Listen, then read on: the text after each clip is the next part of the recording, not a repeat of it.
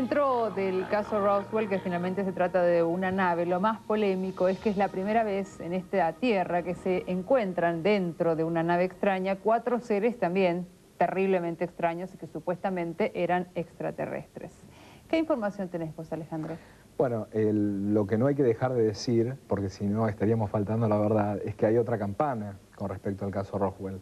La otra campana empezó a golpearse a partir del año 92, que un investigador civil norteamericano, Robert Todd, llega a encontrarse con un documento, una serie de documentos, que hace referencia a un proyecto que hasta ese momento era secreto, del cual habíamos hecho una mención rápida antes, que es el proyecto Mogul. El proyecto Mogul era un proyecto dedicado a la detección de posibles detonaciones nucleares en la Unión Soviética. Era un globo, un proyecto secreto, un proyecto al que tenían acceso muy pocas personas. De hecho, muchos de los que participaban en el proyecto no sabían en qué estaban participando, era muy compartimentado.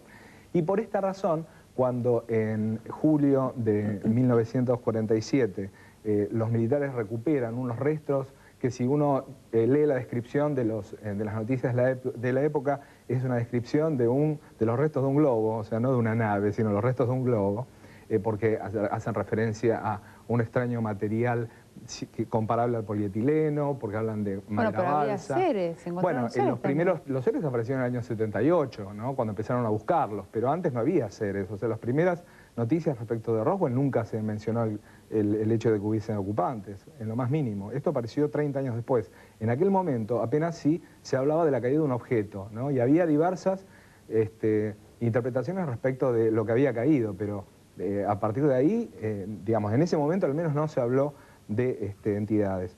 Bueno, lo cierto es que este investigador hace punta con esta hipótesis del proyecto Mogul antes incluso que los militares. Los militares ahí inician una investigación. En el año 94 publican este pequeño librito para que vean que la investigación ha sido bastante exhaustiva, en donde reúnen todos los documentos que prueban que prueban la explicación de la Fuerza Aérea respecto de esta eventualidad, ¿no? Tenemos una foto. Y bueno, esto fue en el año 94. En el año 97 hay una ampliación a la primera publicación que se llama The Roswell Report. Este es el libro, también publicado por la Fuerza Aérea Norteamericana, en donde avanzan una explicación tentativa para decir qué fue lo que vieron o lo que dijeron haber visto aquellos que afirman que hubo entidades humanoides. Se hacían a partir del año 56 unas pruebas con globos de lanzamiento de maniquíes.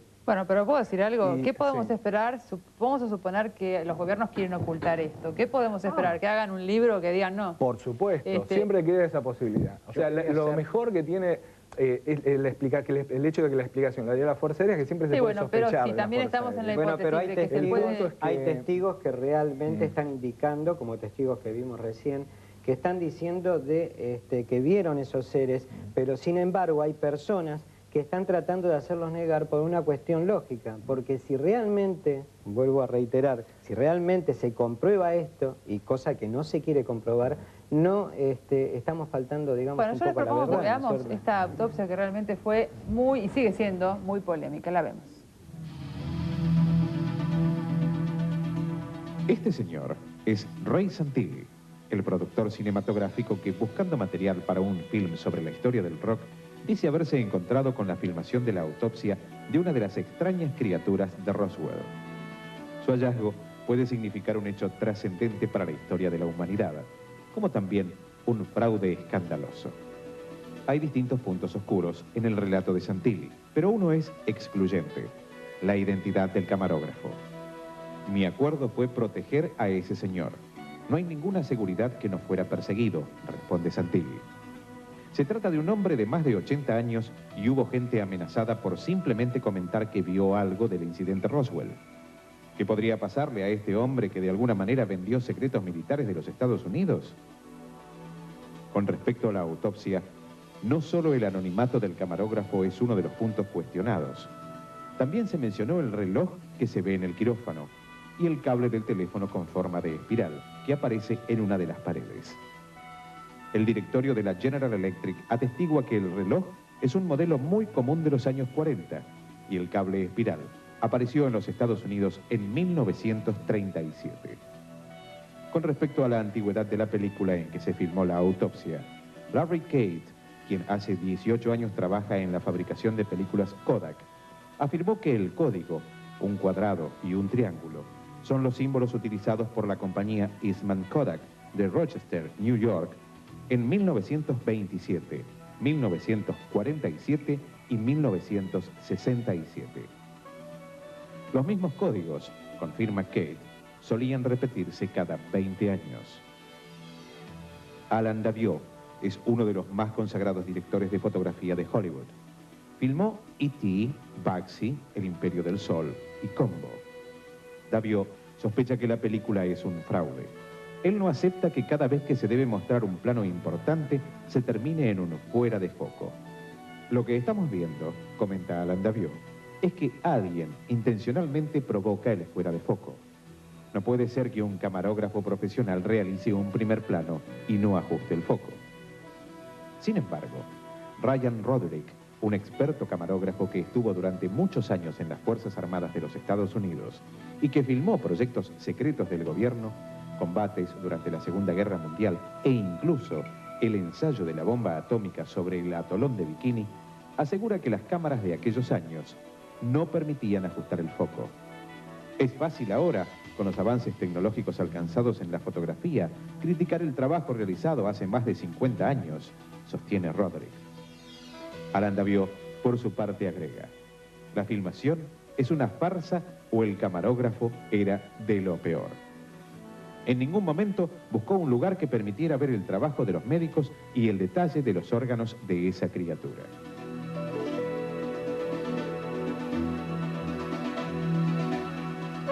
El doctor Chris Milroy, un prestigioso patólogo forense de la Universidad de Sheffield, Inglaterra, es un especialista en determinar la causa de muertes dudosas, consultado por facultativos e instituciones de todo el mundo.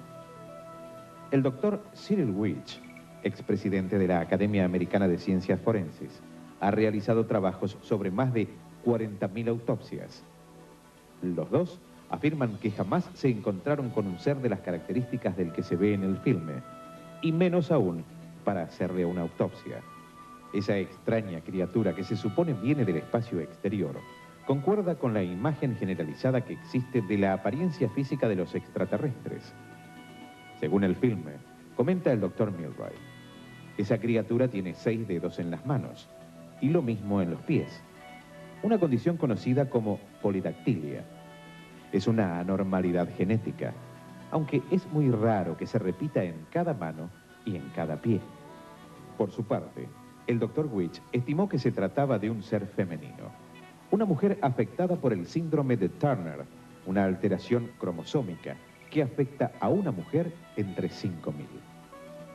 Tengo mis dudas sobre las alteraciones físicas de esa criatura, agrega el doctor Milroy. No se trata solamente de estimar que pueda tratarse de una mujer con el síndrome de Turner. También tiene 6 dedos, ojos demasiado grandes, las orejas muy pequeñas y no están ubicadas en el lugar que suelen estar en la cabeza humana. Se trata de un caso muy raro que no creo se pueda encontrar descrito en la literatura médica. Con respecto a la labor de los médicos que actuaron en la autopsia, comenta el doctor Witch. Podría decir que se trata de 2 cirujanos, pero con poca experiencia en realizar necropsias. Sin embargo, veo cosas que sin duda tienen que ver con el año en el que se realizó la intervención. Un serrucho manual para cortar el cráneo y la caja de instrumentales, esa bandeja rectangular típica de aquellos años. Yo no tengo mucho más que decir sobre la autopsia, agrega el doctor Milroy. Entiendo que tratándose de un extraterrestre, la autopsia debió durar algo más de 2 horas. Creo que debió durar días, semanas, meses. Si uno sabe que es un extraterrestre, debe diseccionarlo incluso durante años. Una pregunta que surge es si podría tratarse de alguien afectado por un experimento radioactivo. Esto explicaría no solo las deformaciones físicas, sino también los trajes protectores que utilizaron los médicos. Hay que recordar que en Roswell, donde fue hallado este cuerpo, es el lugar en donde se realizó el programa de ensayo de la bomba atómica. Es un tema que desconozco, pero de todas maneras, no creo que la radiación nuclear pueda explicar la polidactilia como la desproporción craneana y de las órbitas de los ojos, responde el Dr. Witch. Para finalizar, el profesor en medicina sentenció con algunos reparos. Podría decir que lo que aquí he visto no es humano. No tengo elementos para asegurar que viene de otro planeta, pero puedo afirmar que no es un miembro de la raza humana, y conozco la raza humana. ¿Cuáles son sus conclusiones, Juan?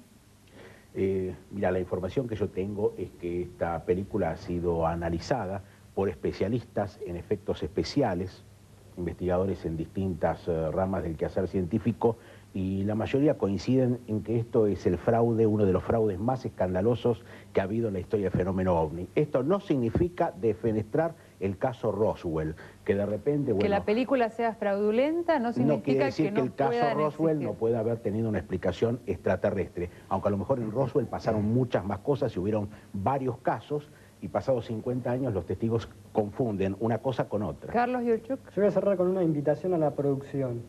Lo que ocurrió en Roswell fue hace 50 años y muy lejos de aquí. Si a la producción le interesa que investiguen ellos qué ocurrió acá en Argentina, en Salta, el 17 de agosto de 1995, hace 4 años apenas. Yo les puedo dar los datos y testigos iniciales que ellos después hagan la investigación. ¿Pero cuál es tu sugerencia? ¿Otro Roswell? No.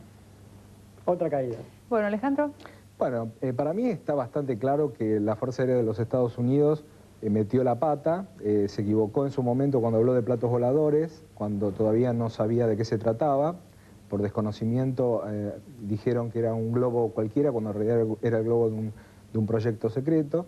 Y volvió a meter la pata cuando habló de la explicación esta de los maniquíes, que no es tampoco completamente verosímil. Sin embargo, sigo pensando que es bastante razonable la explicación según la cual en Roswell me cierra mucho. Lo que cayó fue un globo de un experimento norteamericano dedicado a la investigación de detonaciones nucleares en la Unión Soviética, y que el caso Roswell, el mito que se ha creado alrededor de Roswell, tiene mucho que ver con la necesidad de canalizar la bronca que hay entre los norteamericanos y los creyentes en estos temas hacia la Fuerza Aérea Norteamericana, acusándolo de ocultar información, ¿no? Pero hay gente que lo vio y gente...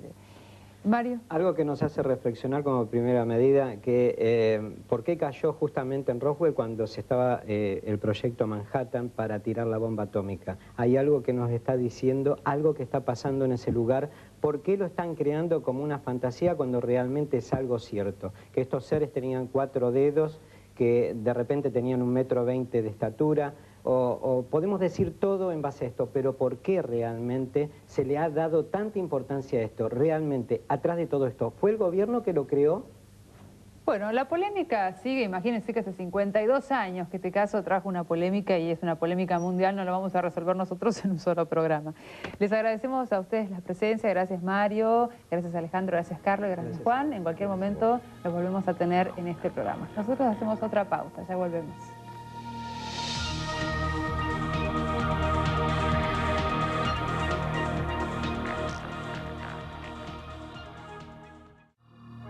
Hemos llegado al final de este polémico programa sobre el caso Roswell y nos interesa saber su opinión. Aprovechen porque esta es la primera vez en la Argentina que se hace un programa pluralista en televisión abierta sobre los ovnis. Pueden darnos opinión desde el email misteriosdeluniverso@telefe.com y si no, telefónicamente al 4999-1155. De verdad nos interesa saber su opinión y también lo que ustedes puedan aportar y colaborar.